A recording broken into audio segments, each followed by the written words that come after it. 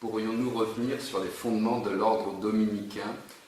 Que signifient ses principales devises? Veritas, la vérité, Contemplata aliis tradere, annoncer ce que nous avons contemplé, Laudare benedicere, predicare, louer, bénir, prêcher.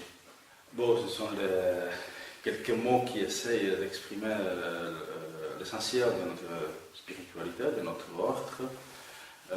La vérité, bien sûr, c'est lié à la parole de Dieu, parce que la vérité, ça ne peut être autre chose que la vérité de la parole de Dieu et la parole, le Verbe incarné.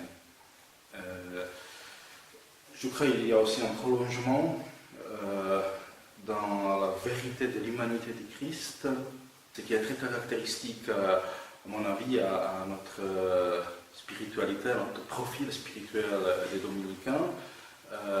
La compassion de Saint Dominique montre comment il a considéré la réalité, donc la vérité de la vie humaine dans des conditions précaires, difficiles.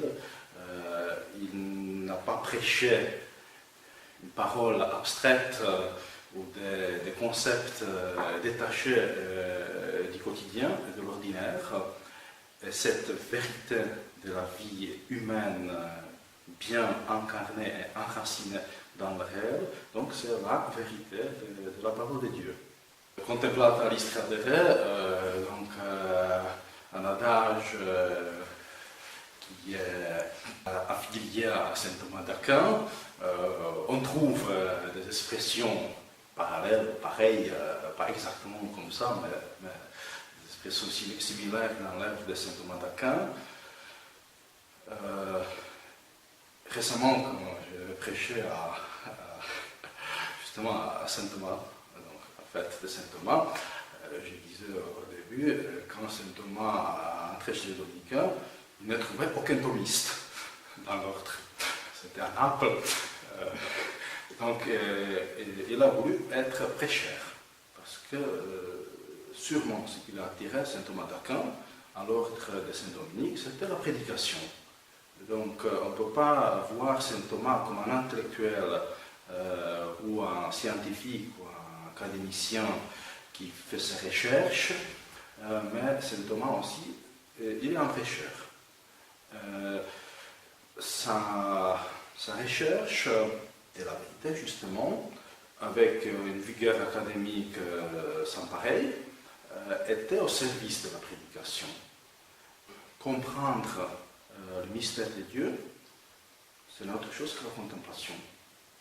Et si on veut être prêcheur, on doit savoir, dans la mesure on peut, parce qu'on n'arrive jamais au bout du mystère de Dieu, mais on doit savoir, dans la mesure de nos possibilités, de quoi on devait parler.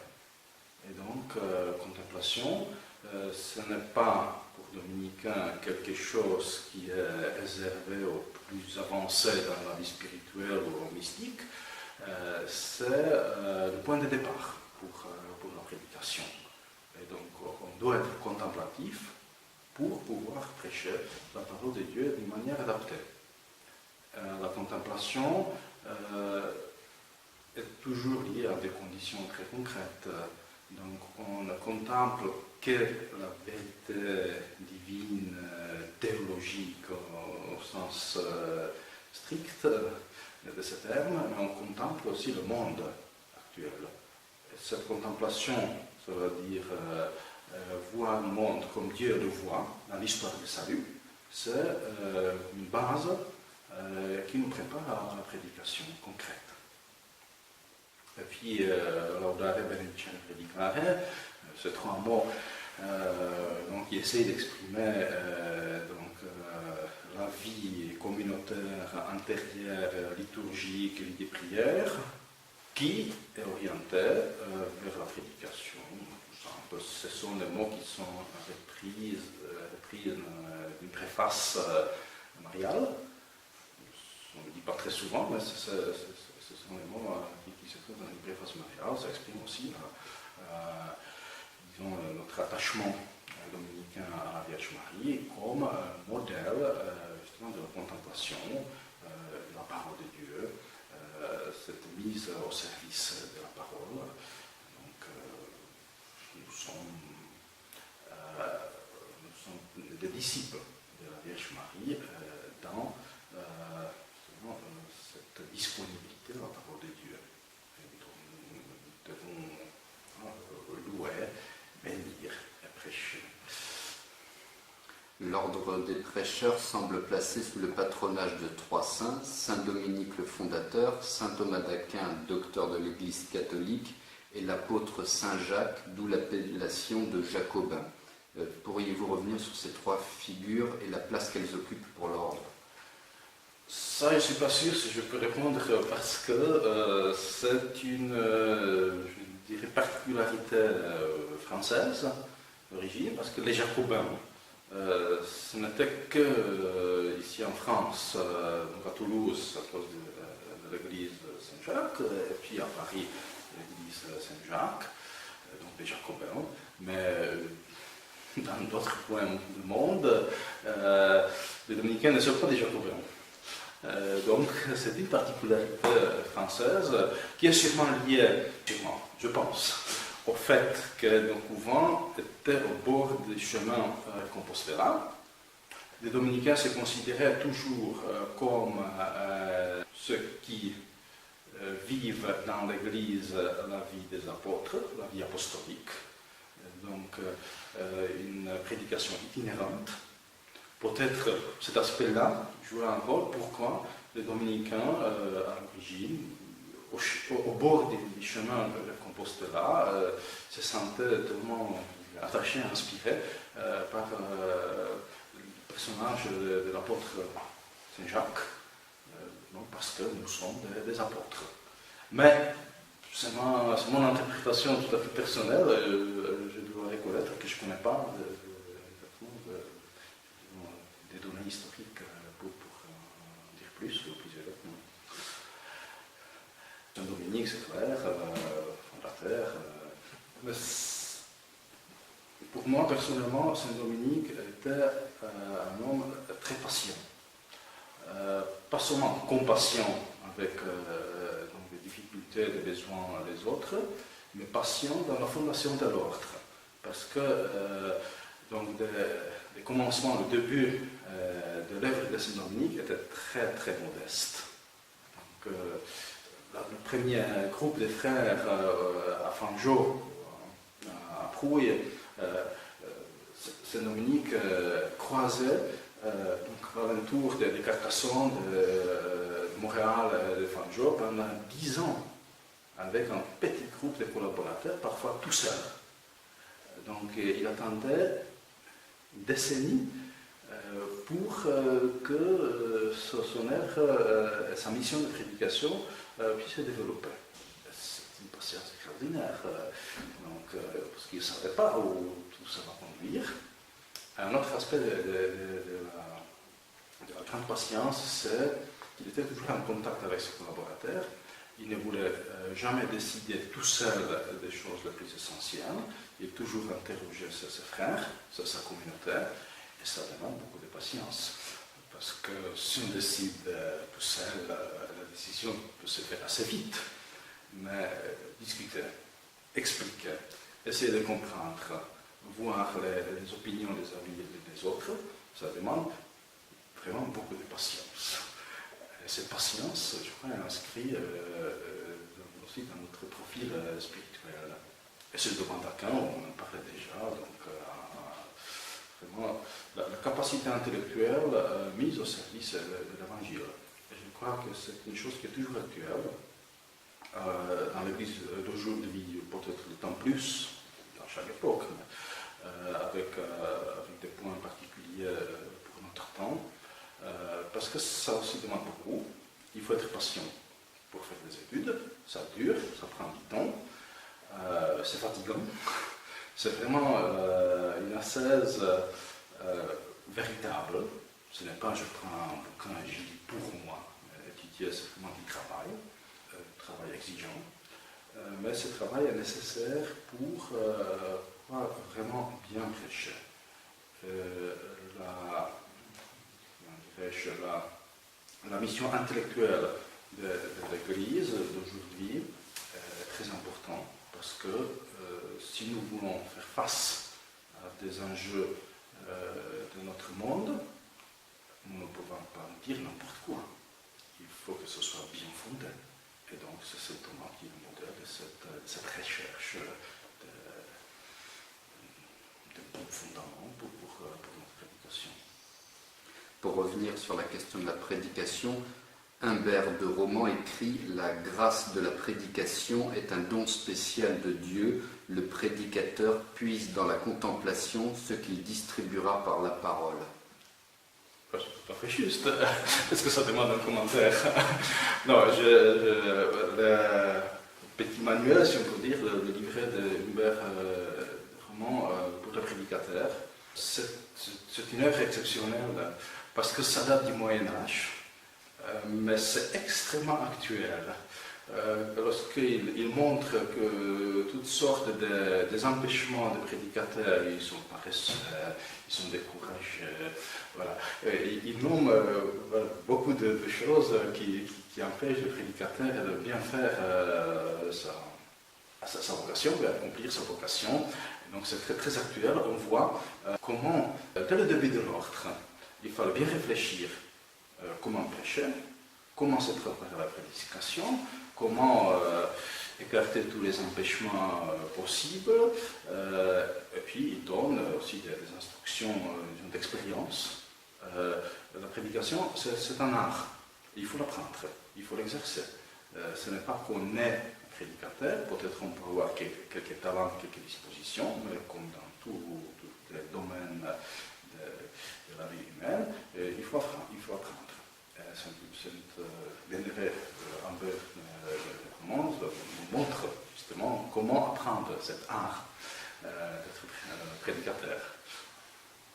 Saint Dominique a fondé l'ordre des prêcheurs pour annoncer la parole de Dieu dans un monde qui ne l'entend plus. Aujourd'hui, quelle place peut avoir cette parole de Dieu dans notre société sécularisée, matérialiste, individualiste?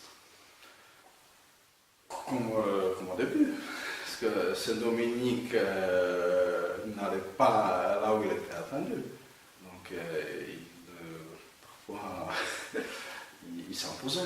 Il cherchait comment aller là où personne ne pouvait attendre. Donc, c'est toujours actuel. Nous ne sommes pas ici pour des bienveillants qui veulent nous écouter, qui nous applaudissent après, mais il faut aller là où on ne veut pas la présence de l'Église ou des dominicains. À l'heure actuelle, quelles sont les principales formes de la prédication? La prédication a-t-elle été renouvelée notamment par le biais des réseaux sociaux, de l'Internet? Ce ne sont que des instruments qui ne sont pas la prédication. La prédication, c'est d'abord un témoignage personnel. Celui qui parle, sa vie doit parler avant que ces mots. Ça ne dépend pas des technologies, aucunement. Et puis, le destinataire de la prédication, c'est quelqu'un qui doit écouter.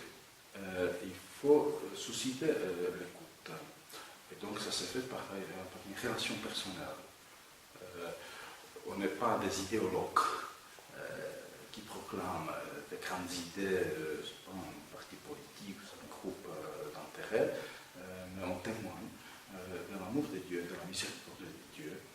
Ça ne peut se faire qu'à travers des relations personnelles. Si tous ces moyens techniques nous aident de joindre les gens qui sont un peu éloignés, tant mieux, mais il ne faut jamais oublier que la relation personnelle est la première, est la nécessaire, parce que Dieu parle toujours personnellement. Et ça montre très bien dans les sacrements de l'Église. On ne peut pas recevoir le sacrement pour quelqu'un d'autre. On ne peut pas recevoir le sacrement virtuel. Il faut toujours un contact très personnel pour que la grâce puisse toucher vraiment l'homme vers l'intérieur. Et la prédication, c'est déjà un sacrement. Quels sont les principaux contenus de la prédication pour réaliser notamment cette nouvelle évangélisation dont parlait le pape Jean-Paul II? C'est l'évangile. On ne peut rien inventer là-dessus. Bien sûr, ce qu'il faut, là il faut réfléchir, ce sont les formes, les accents, et les manières comment transmettre le message. Mais le message est toujours le même. Nous ne pouvons pas défigurer le message, la bonne nouvelle de Jésus-Christ crucifié et ressuscité. Là, on est très clair. Mais comment le dire pour que les gens comprennent, ça c'est notre tâche. Moi, il faut que nous ne nous habitions pas au langage qu'on apprend, et puis dire après, c'est pas notre faute, c'est leur faute qui n'acceptent pas la bonne nouvelle, c'est leur faute qui ne comprennent pas, mais non, c'est notre faute, parce que c'est notre devoir, faire comprendre la parole de Dieu. Et là, on va être créatif, inventif, innovateur, tout ça, mais s'il y a des recettes universelles, ça, je ne suis pas sûr. Pourrions-nous revenir sur l'histoire de l'ordre de Saint-Dominique et sur 2 ou 3 thèmes en particulier, notamment celui de la question de la modernité. Par exemple, je vais citer Antonio de Montesinos condamne le colonialisme en 1511, Francisco de Vitoria est considéré comme le précurseur du droit international, où l'Inquisition qui a mauvaise presse est pourtant celle qui introduit l'instruction à charge et à décharge, donc qui modernise le droit. Ce qu'on pourrait préciser, donc, c'est cet aspect finalement de modernisation des institutions existantes par l'ordre dominicain. C'est l'audace de l'évangile, tout simplement. Parce que c'est assez facile de se laisser prendre par des structures qui peuvent donner une sorte de certitude et puis une sécurité. Ces frères que vous avez mentionnés, c'était les frères qui ont eu l'audace de dire les choses qui sont, pas parce qu'ils ont inventé quelque chose de moderne, mais parce qu'ils ont regardé la réalité du monde dans la lumière de l'Évangile. Et puis, l'Évangile est toujours moderne. Ce sont des structures, des instruments qui peuvent vieillir, mais jamais l'Évangile. C'est pour ça que cette contemplation dont je parlais a été une place si importante, parce que la contemplation ne peut jamais périr, ne peut jamais vieillir si elle est vivante, parce que ça doit être vie intime, vivante avec la parole vivante. Et là, on est toujours moderne, parce que notre vie, en principe, est toujours moderne, parce que nous vivons que le moment actuel, ni le passé, ce que j'ai vécu hier, c'est déjà l'histoire, ce n'est pas l'actualité. Et puis le futur, bon, je peux l'espérer, je peux le prévoir, mais ce que je vraiment entre les mains, c'est l'actuel.